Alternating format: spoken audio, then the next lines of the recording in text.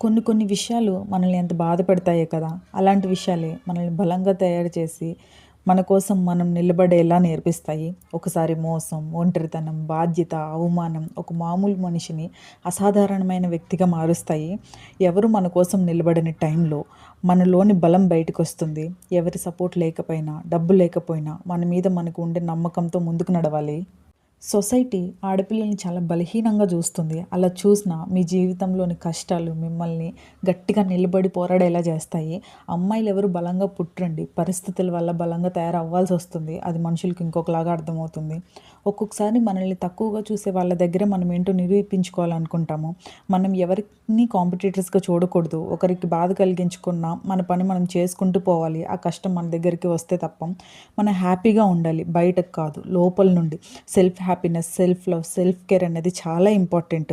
కొన్నిసార్లు మనల్ని చూసి చాలామంది నవ్వుతూ ఉంటారు, వెక్కిరిస్తూ ఉంటారు. కానీ అలా చేసిన వాళ్ళని చూసి ఊరుకొని నవ్వుతూ ముందుకెళ్ళడమే లైఫ్ అంటే.